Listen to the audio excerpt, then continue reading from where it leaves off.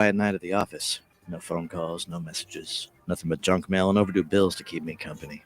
Seems nobody wants to hire a real private dick anymore, a professional like me. A guy who does the detective work nobody else wants to do. A guy who wears hats and walks around in a black and white world.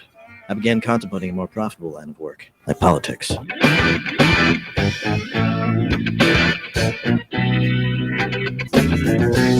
the show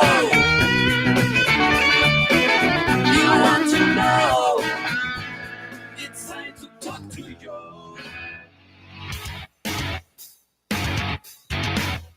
All right, folks, good afternoon. Welcome to the Monday edition of the Joe Mangiacotti Show on Radio Central AM 830 WCRN. We kick the week off, broadcasting from the palatial but not overly ostentatious studios in Westboro, Massachusetts. And you can join the conversation for the next hour at 508-871-7000. That's 508-871-7000. You can text the show in real time.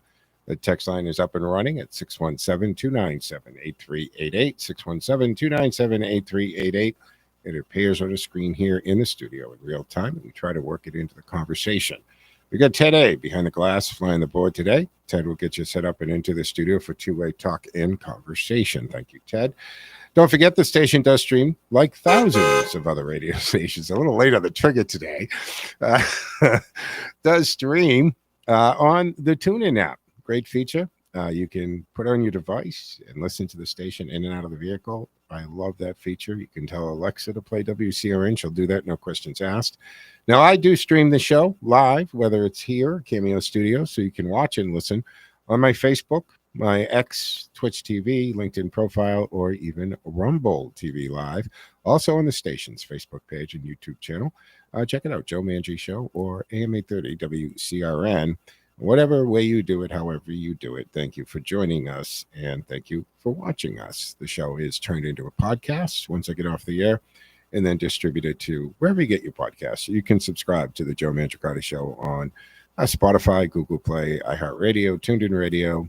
You know the drill, wherever those are. 508-871-7000. I did want to comment on Polar Park in the Woo Sox.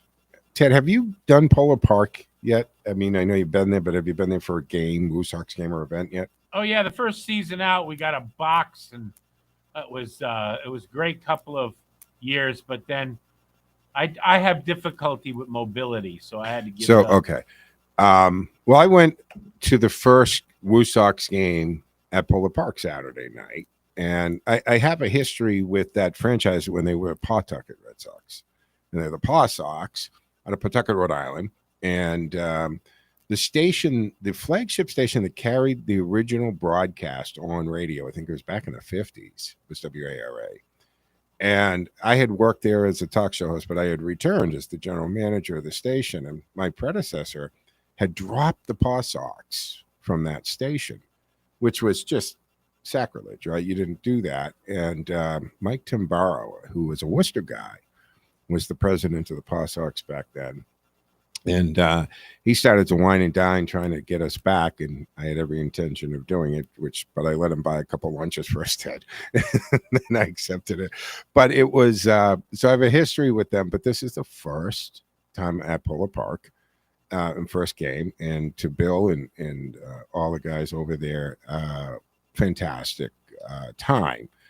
And I took so Silas came with me, which was a double whammy for him. It was his first American baseball game in America. Big soccer guy, right, from Guatemala, came here, first American baseball game he went to, and guess what? He catches a foul ball. Hey, I got the pictures. And yeah, do you? Yeah. So, I mean, to go to your first ball game and to end up with a ball, he was absolutely on cloud nine, beside himself. It was so fantastic. We went up to the DCU club and had the brunch there that they have, the buffet. Fantastic view from there, and the promenade, or concourse they call it. You know, they have Coney Island dogs, Woo Sox. It is as good or better than the old Paw Sox used to be. And that was fun because they would do the cookout before the game. So you could take your kids there, hamburgers, hot dogs, ice cream for the kids, they did, and I found this. I've never seen this one before. The baby races, which was really funny. So they take a couple of like 11 and 15-month-year-old, and they just sat. They couldn't. Their parents are doing with cookies and please and baby races. Nothing. But great entertainment. Mascots were great. I don't think there's a bad seat in the stadium. Food was fun. It was just a great experience at Polar Park. So thank you to all the guys over there that made that possible in the DCU club and everything. Had a good time. So if you have a chance to take it out, and I think they do about 70 home games at that park, and they won Saturday night 5-6. I don't think they won Sunday. Someone text if you know. I think they lost Sunday, but I think it was a 6-game series. They were playing the Jumbo Shrimp. I thought that doesn't sound like they'd be from Louisiana, but I think they're Florida, and now they're off. They're out of town on another series. But anyway, great job. And it was a great game, by the way, because Saturday night they were ahead by like 4 runs at one point. And then it was at the top of the eighth, or in the 8th inning, they got a couple runs. They brought it up to within 1 run. So it was a 5-6 or 6-5, I should say. So it kind of became, oh my goodness, this could tie or flip around. But the Woo Sox pulled it out at a 6-5. So congratulations to the Woo Sox. Point is, great time at Polar Park. First game that I took in, and I really enjoyed it. And looking forward to getting back to Polar Park relatively soon, that is. All right, so we have South Korea at the White House right now as we're talking. And this is important, and I did want to touch a little bit because there's a New York Times op-ed piece about rising China, rising tide, red tide. But, and I think it was, excuse me, it was on Fox News, not New York Post. Fiddling while Rome burns, America ignores China's rising red tide. But connected to that is, of course, the meeting that's going on at the White House right now. And we've got South Korea's president there. Now, a lot of the conversation is going to deal with tariff compromises there, right? The trade and investment. And again, Trump is bringing back, and whenever I say, oh, $7 trillion here, this company, that company, I get the tweets or the messages. Well, they haven't given the money yet. They're promises. Yeah, okay. Technically, yes, they are. Probably not a good idea to go back on those promises, but they don't walk into the White House and hand a check to the United States government for $1 trillion or $1 billion or $100 billion. They make these deals that they will build these plants. They will bring the manufacturing in. The point is, over the course of the next year or 2 years, or whatever the timeline is on these things, these companies are going to build manufacturing plants or expand what they have here. And they're going to invest the money within the boundaries here, meaning that the jobs are created in the United States, the tax income from those jobs. Ted? I think people that are in government or in the public sector don't realize that in the private sector, everything is based on futures.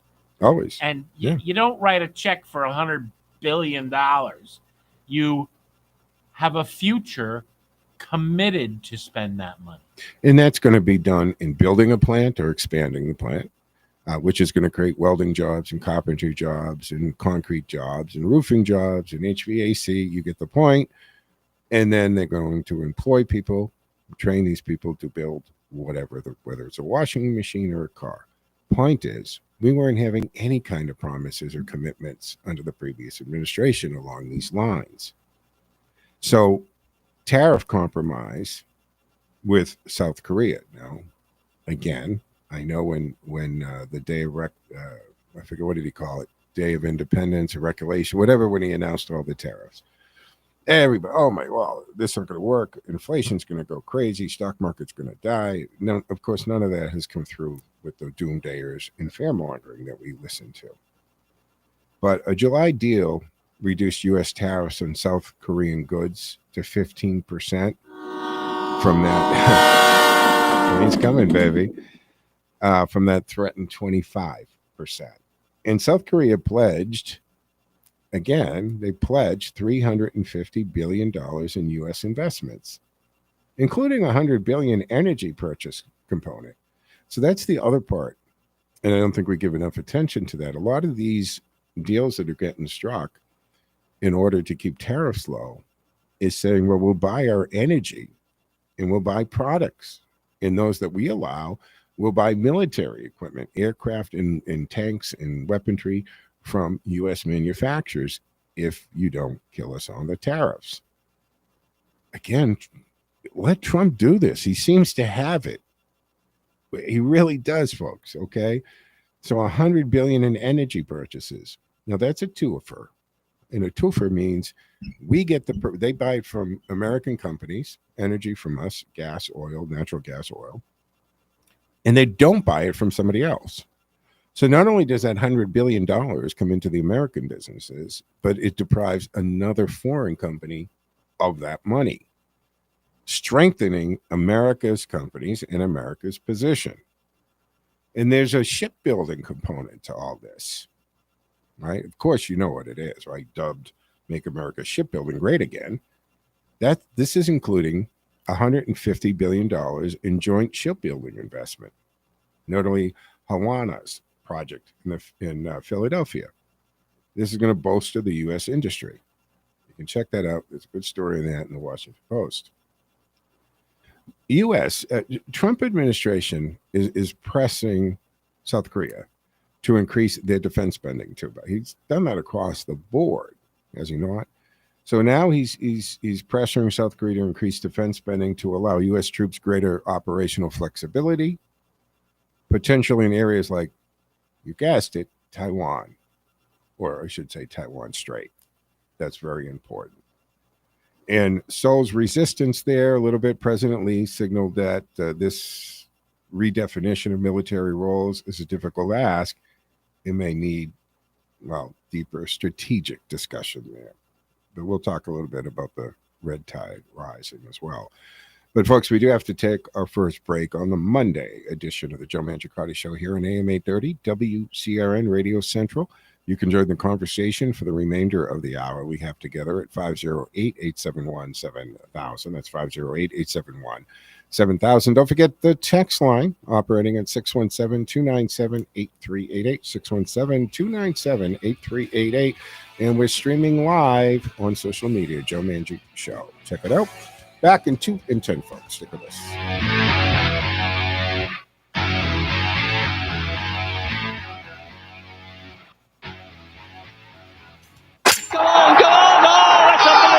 Hi, folks. This is Mike Stacey, head professional at Norton Country Club, welcoming you to the start of the 2025 golf season. Norton Country Club is a championship 18-hole golf course located just minutes off of 495. The course came through the winter grade and we're open for daily fee, as well as having membership opportunities and outings available. Our clubhouse is a great venue for your wedding or group gathering needs. If you're interested, call 508-285-2400, extension 1 for events, or 103 for golf, as well as nortoncountryclub.com. Hope to see you out there.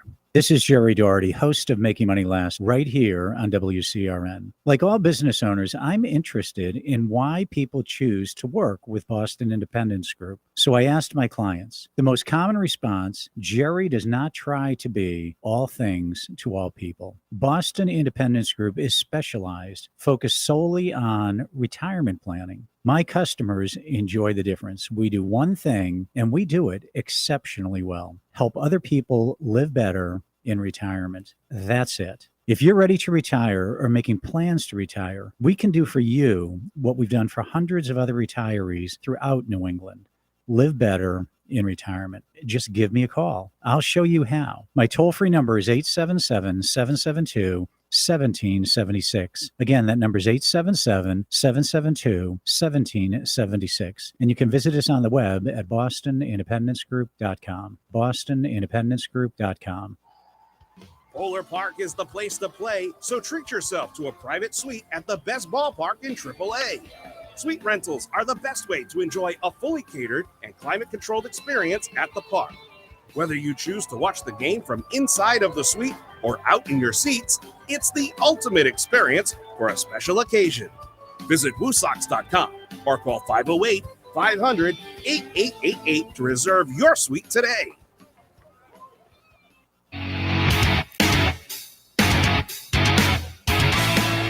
All right, folks, welcome back to the second segment here of the Monday afternoon edition of the Joe Mangiacotti Show on AM 830 WCRN. Wow, Labor Day.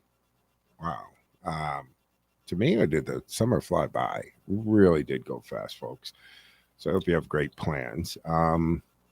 Just get back to the deal here with South Korea.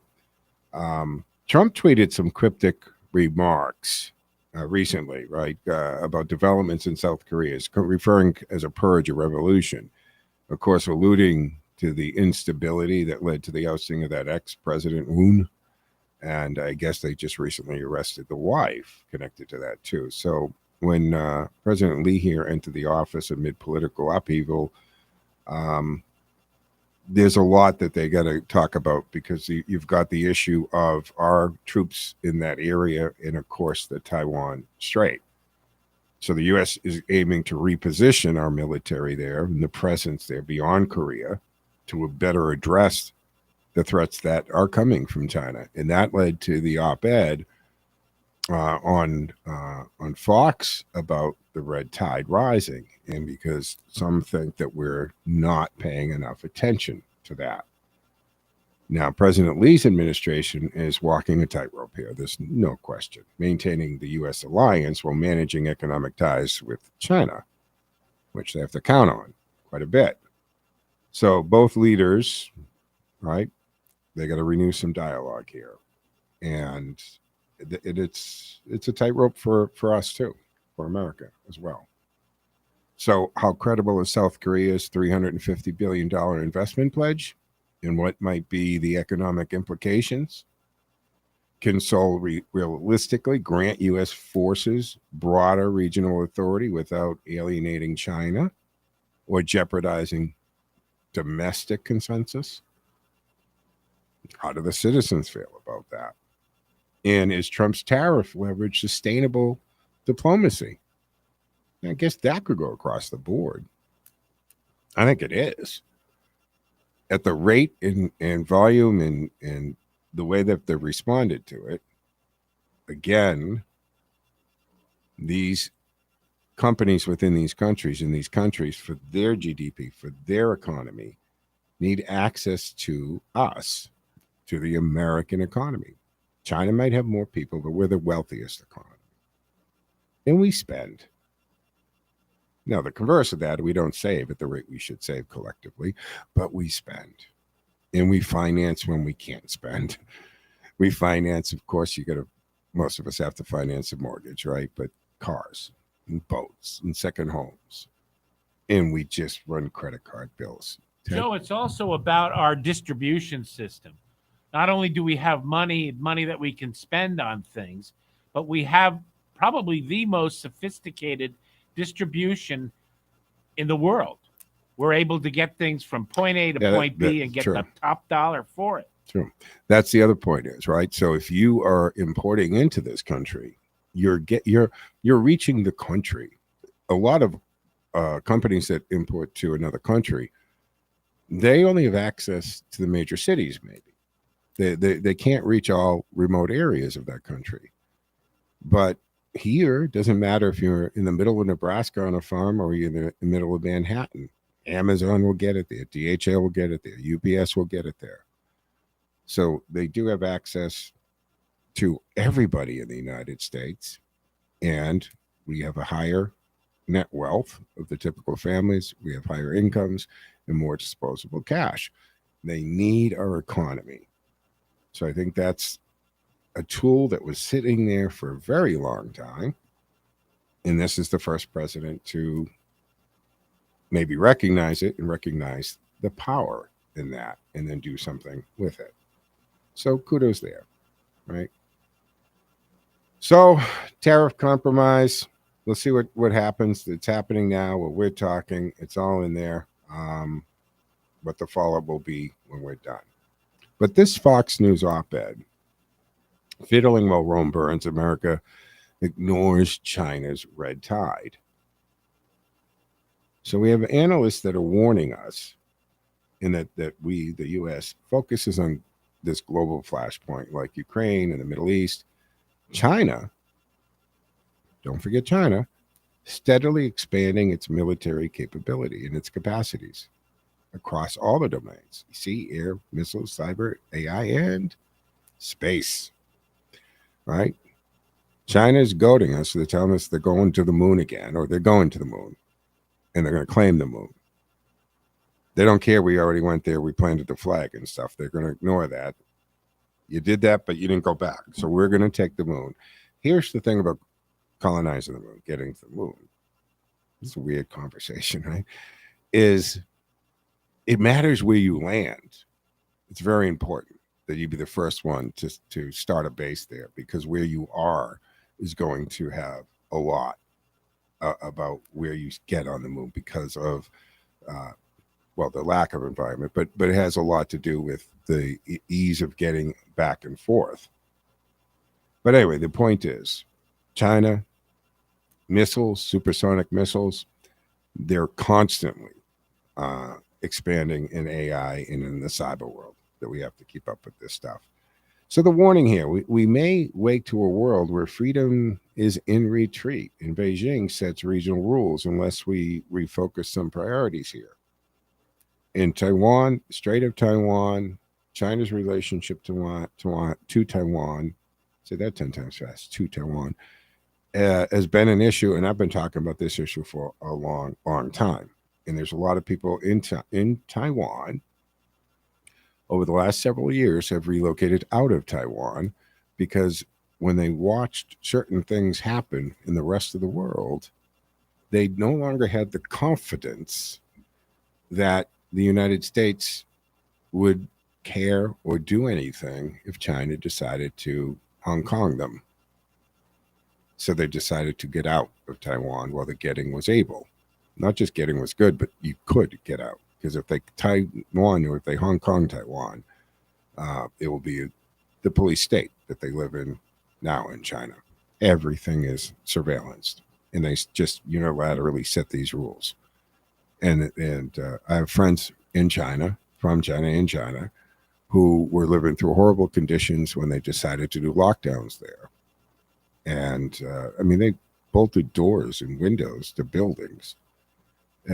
Another show, another long story. 508-871-7000. Let's jump the phones. Mark is waiting patiently. Hey, Mark, what say you? I don't know how old you are. I suspect you're about 10 years younger than I am. So that would be late 50s. Late 50s, early 60s. That's what I had figured. So anyways, you're probably too young to remember.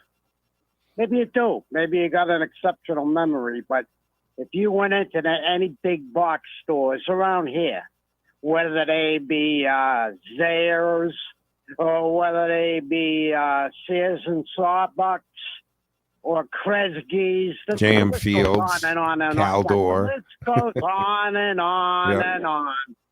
You could go to any one of those stores and you find no Chinese imports, no Chinese goods on the shelves. You know why? Because we didn't let them import, okay? And did the American economy collapse? No. I hate to tell you, folks, we don't need China for nothing. Absolutely. I had that. Thank you, Mark. I appreciate it. I think it was on this last week's edition of the Weekly Report, and somewhere in a conversation with Scotty Nell, I brought that up.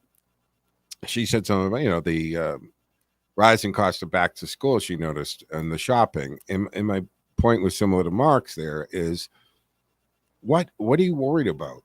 That rubber dolls and these trinkets and so forth are going up a few cents? It doesn't make any sense. Majority of that stuff you buy because you just buy it because you want it, not because you need it.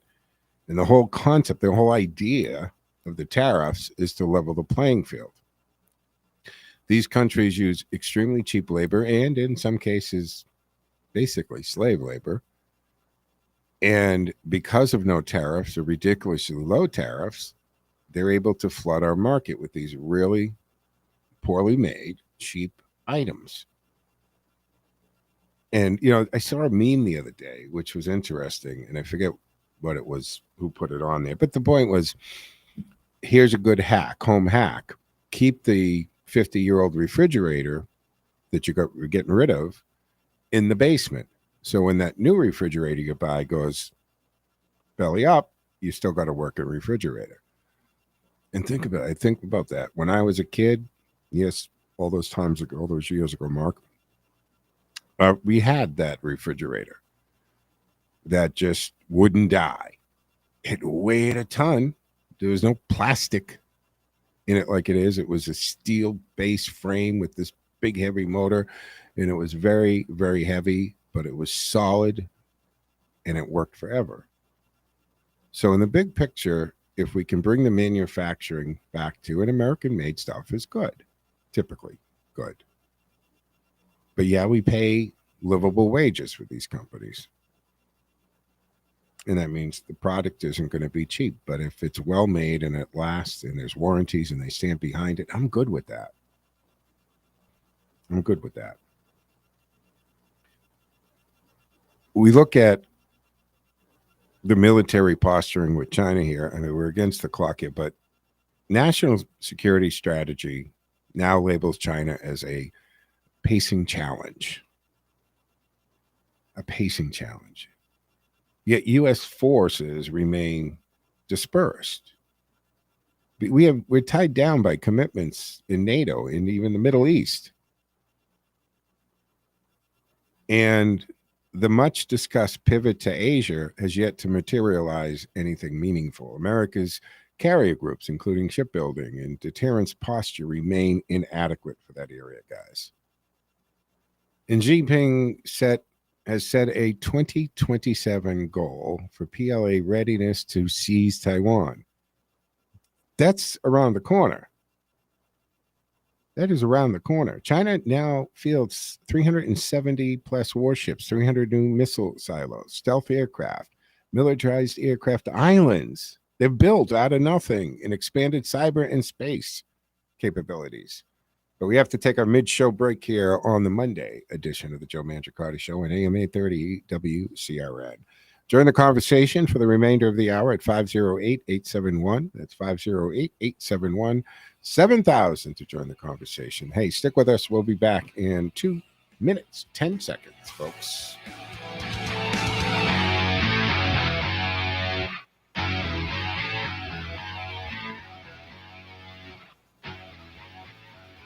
Time now for the forecast from the Boston Independence Group Weather Center. Call Jerry Doherty today at 877-772-1776. Retirement is within reach.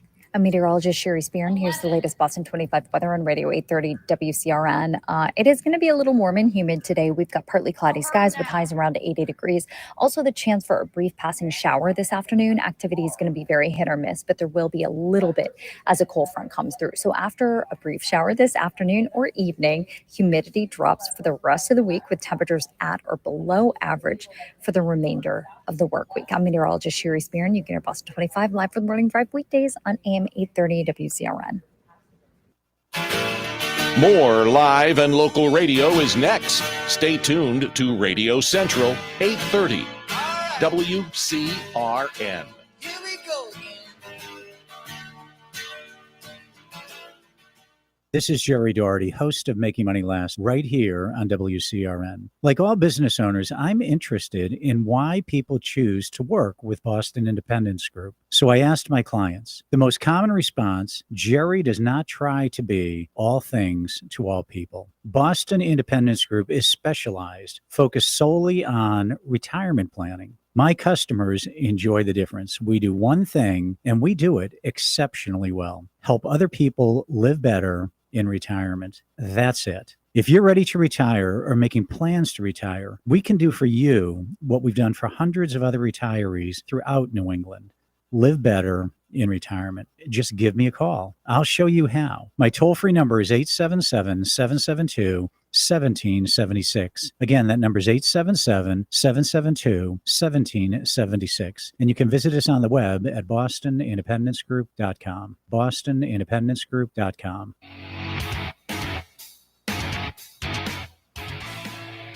All right, folks, welcome back here to the second half of the Joe Mangiacotti Show on AM 830 WCRN, reminding you you can join the conversation for the remainder of the time we have together.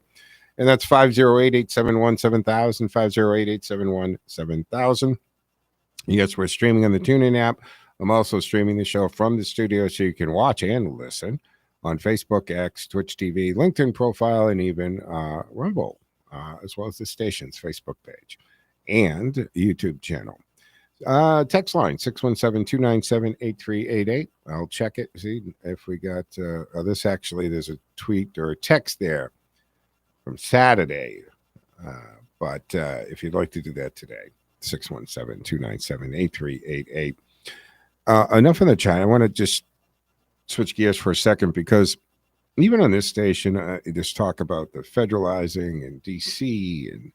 and people don't want to see federal police. No one's talking about that really. And I know there was conversation way back in the Obama administration about it. And we kind of do, right? We've got the FBI, we've got U.S. Marshals. There's already federal agencies to take care of stuff. And it's the local policing's got to stay. But they've got to get more in line with law and order. And this whole idea of the sanctuary cities, where these police departments are being forced to not participate or cooperate, I should say, with ICE or even federal authorities, it's asinine. It's asinine. It causes more problems. And the Trump administration can federalize the security for D.C. because it's not Trump, guys. It's the office of the presidency. Again, I've said this before. I'm going to say it again. The left seems to want to be able to pick and choose the powers that Trump gets to use as president. The office is bigger than the person holding it, and all the powers of that office transfer to whoever has it temporarily. So you can't say, well, when Trump's president, he can't do these things. But when our guy's president, he can have all the powers of the office. Ted? Yeah, this is another example that the Republic is a body of laws, and our liberal friends treat it like a cafeteria plan. Yeah. One from column A, one from column exactly. B. Of a 5A and a 5B. Hey, look, the Constitution grants Congress exclusive legislation over D.C., a power stronger than the state autonomy is. And we do have the home rule. And I'll refresh your memory if people, because I realize a lot of people don't realize that this whole having a mayor thing, that didn't always exist. Well, DC does have elected mayor and city council thanks to the Home Rule Act of 1973. So they didn't have that. So it's only been a little over 50 years that the even idea of a council or mayor even was there. Congress retains full control and can override local decisions at any time, whoever the president is. It's not a Trump thing. It's a presidential thing. It's a congressional thing. And on that note, D.C. is the only place where the president, not a governor, commands the National Guard, making federal takeover legally much simpler. Now, I know Trump says things, and it drives him crazy, doesn't it? When he says, Chicago's next, then there won't even take much. Now, I think a lot of that he does just to aggravate. But he can't just send the National Guard in without extraordinary circumstances. And it goes to the governor can do it. I think maybe when we look at 9 days now without a murder in D.C., I know that should be par for the course. I know that should be, what's the big deal? Every once in a while there's no. You know how long it's been since D.C. has gone 9 days or 7 days? There's gone a full week without a murder. That's how common it is. So that is a big deal. And when you see carjacking down 83% and no murders and all kinds of crime dropping, maybe, just maybe, some of these mayors and governors will finally put the welfare and safety of the citizens they've been elected to protect ahead of whatever political ideology slant they're supposedly having to follow. You just hope that is the case. So maybe the DOJ and the administration is hoping that by showing them this is the way, this is the way that you stop your citizens from being murdered in the street. This is the way you stop a mother and her children being terrorized at a carjacking. I don't know. In August, Trump invoked Section 740 of the Home Rule Act to declare a crime emergency. Yeah, that's what it's called.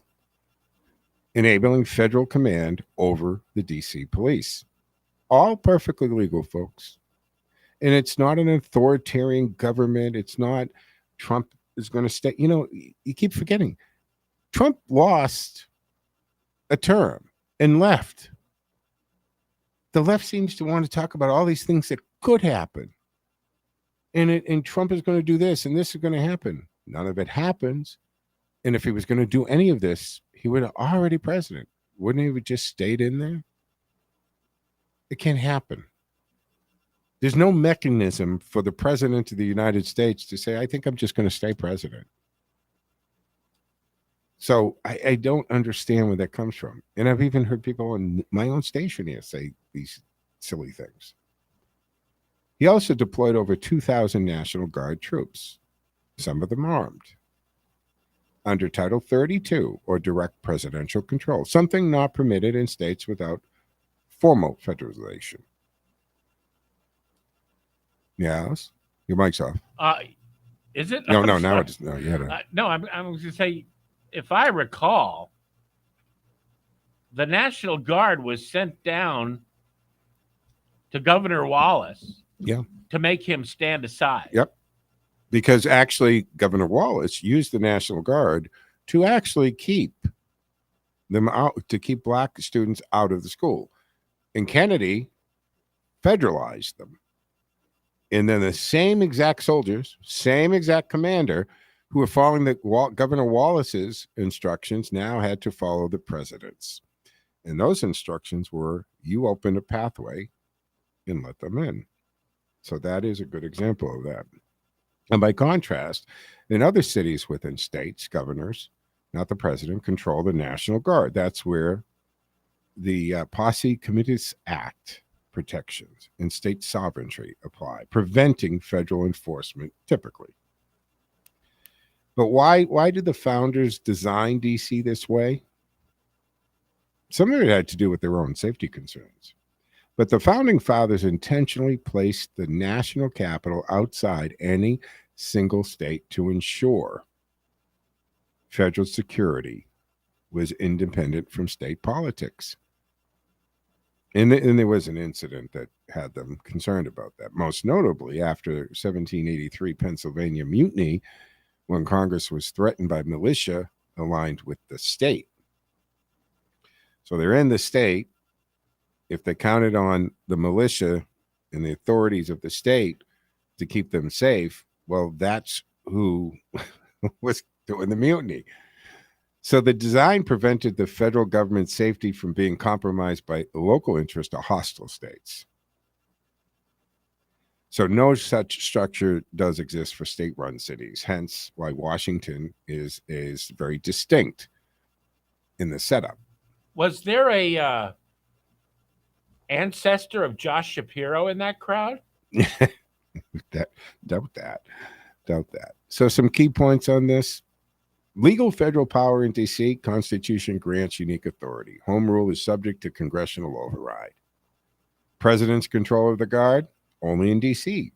the National Guard is presidentially commanded, and that allows law enforcement use too.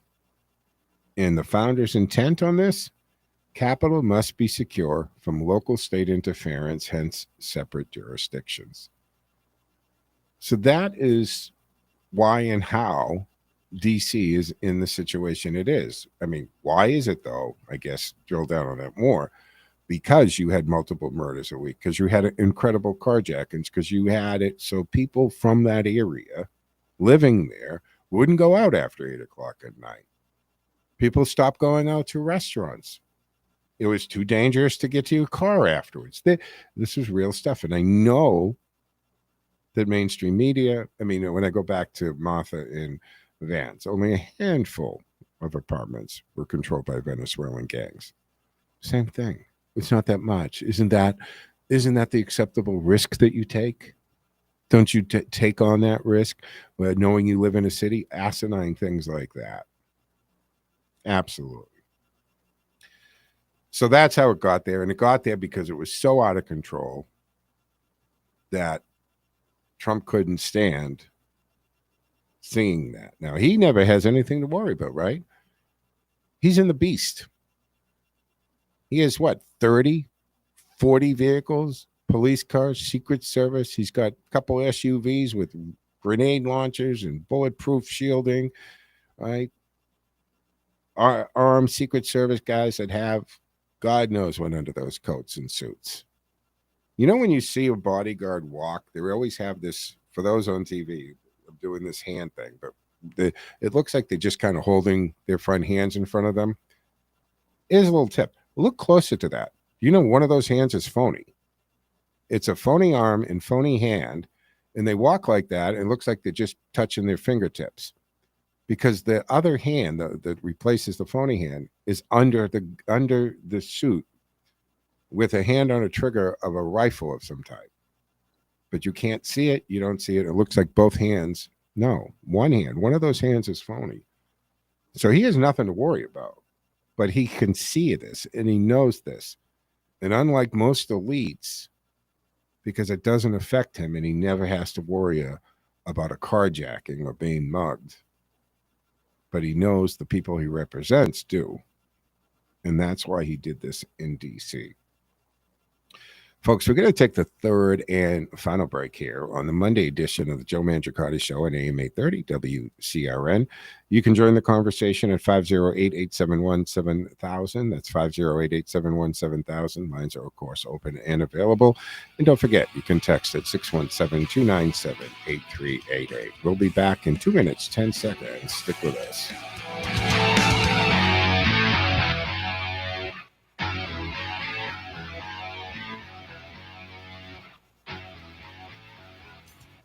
Looking for a fuel and food stop that truly stands out? Experience the Yatco difference. At Yatco, we're dedicated to bringing you the best customer service, the highest quality products, and a commitment to making your life on the go easier. Yatco has 15 convenient locations across central Massachusetts, and now our newest spot at 75 Quonsigamut Ave in Worcester. Yatco, where every stop keeps you going. Are you looking for a holistic approach to your health? One that supports your body's natural ability to regulate, adapt, regenerate, and heal? Look no further. The Bioregulatory Medical Institute, BRMI, a nonprofit global organization dedicated to advancing the science and art of bioregulatory medicine, welcomes you to their free and rich library of resources. You'll find articles, podcasts, videos, and more at brmi.online. BRMI believes health freedom is a basic human right, honoring medical ethics and the innate intelligence of the human body. When your body is properly supported, it will thrive. If you're looking for the root cause of illness, physical, emotional, or spiritual, visit brmi.online. brmi.online. Life is full of changes. Some we choose, some we don't. But how we handle change, that makes all the difference. I'm Joe Mangiacotti, and I'm bringing you Handling Change, a brand new show here on WCRN. Every week, we'll tackle life's biggest challenges and profile a local business or service that can help you navigate them. From career shifts to health, finances, and family. Whatever life throws your way, we've got you covered. Don't miss Handling Change. Thursdays at 10 a.m. on Radio Central WCRN 830 a.m., where New England comes to talk. All right, folks, welcome back. We got the fourth and final segment here in the Monday edition of the Joe Mangiacotti Show as we barrel to Labor Day. And it's it, unofficial end of the summer. We got cooler weather coming in. Just give me a few more of those 70-something days and sunny, those perfect days. I'd love it.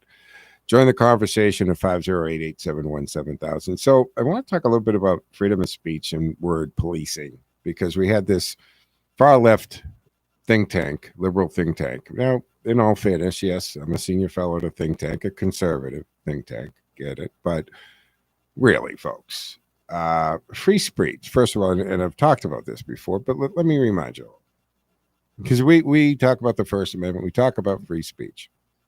Free speech doesn't just mean that you're allowed to say anything you want, short of yelling fire in a theater, as we know. But free speech doesn't just mean that, and we can say what we believe. It also means we cannot be forced to use language we don't believe in. And I always wonder this. Who decided that you can't say mother or father or parent anymore? You have to say birthing person or something like that. Who decided this? When did we vote on this, and why do we accept it? No one in America should be compelled to say birthing person instead of mother, or unhoused instead of homeless, just to appease a political think tank or a small percentage of the population, right? The convict or ex-felon has to become justice challenged or justice involved or some stupid thing. Ted. Conservative, meaning deplorable. Yeah, there you go. Who makes these decisions, and then we're supposed to just accept it in whatever we've been talking, or whatever language we've been talking for? And that's my bad. Sorry about that, folks. Forgot I had that phone in my pocket. Point is, who decides that, and then why do we accept it? So this progressive think tank actually put out a list of words Democrats should stop using. So again, remember, the entire Democratic Party is hemorrhaging support. The other day, I think I talked about nationally, they're looking at 2.1 million people unregistered as Democrats, and 2.4 million people have registered themselves as Republicans. That's a massive 4.5 million sway there. And they think that going to gyms or talking a certain way or trying, Gavin Newsom is trying to act like Trump with capital letters and swear. Nobody can act like Trump but Trump, period. So this progressive think tank actually put out a list of words telling the Democrats, stop using these words. Things like cisgender. Now, cisgender has been directed at me as an insult on multiple occasions. When somebody would say, well, you're cisgender, or what do you expect from a cisgender? What is cisgender? Cisgender just means you live your life as the gender you were born as. So if you were born a biological male, you go through your life as a male. If you were born a biological female, you live your life as a it's just a female. That's all that means. But it's been leveled at me as an insult that I can't understand, or I'm a bad person because I was born a male and I live life as a male. They also this thing tell the Democrats stop using the word body shaming, stakeholders, cultural appropriation, and allyship. Oh, and here's a good one: microaggression. What the heck qualifies as a microaggression? When does it cross from microaggression to macroaggression? When does it go from a little bit of aggression to a lot of aggression? And of course, birthing person. And then we've got, and I don't, LGBTQIA+. That starts to get a little bit much. Now, again, I've gotten a lot of criticism within the LG or the L in the B and the G community because, see, I don't think the T should be part of that. I don't think transgender should be grouped with gay and lesbian or bisexual for that matter. So now you got LGBTQIA, queer, intersexual, asexual, then they had the plus. Again, nobody even, unless they're one of those letters or close to it, then people don't even know what you're talking about. So this think tank is saying we're losing ground because you're using these words. Stop using these words. Ted, you wanted to add something? Oh, yeah. This is killing me. You know, I know it's a little past your time, but back in the 70s, people would say, you know, the only people who want to talk about sex are the people who are not getting any. Yeah, I've heard that. It's not that far out of my thing. So ask yourself, right? Have you ever heard regular Americans using these terms outside of academia or activist Twitter? You know, regular Americans. I mean, average person. Not really. Not really. Unless they consider themselves some kind of hyperactive activist and they're doing this. If politicians need coaching on how to talk like normal people, they probably have no business leading anything if you don't have that down. And then you got, you know, what were we told? Right? Tim Walz was brought in to be the man whisperer or something that he was going to relate to. He's not really what I would, just me. Nobody's asking. I'm just saying. I don't look at Tim Walz and think alpha male at all. I don't think he's a the epitome of it. self-appointed knucklehead. You know, yeah, it's just, look, at mandating speech is a form of control. It's very Orwellian, right? The whole double speak. And it's just against the grain when I'm told that I can't say homeless anymore or an ex-convict or any of those things that they want us to use. This isn't about politeness. It's just about control. The left believes if they can control the words, they can control thought. Again, literally from the pages of 1984, very Orwellian. And if you can reduce the language, think about this, right? If you can reduce the language, the number of words, and how we use those words, it does start to limit thought. And if they can erase illegal alien and replace it with person who immigrated, they change how the problem is perceived. And right in our statutes, in our government documents, it is illegal alien. But who decided we got to change that? This is a marketing. This is an episode of Mad Men. It's marketing. They're deciding that they'll change the language and they'll change the meaning, and then they want to confuse it too. Because they want to equate illegal alien with immigrant. But they're not the same. Most of our families somewhere, very few of us, very few, if any person listening to me right now, doesn't have an immigrant somewhere in their ancestry. Very few people listening. There might be a Native American listening to this show whose ancestors or parents, grandparents, great-grandparents were indigenous to the area. Fine. But most of us,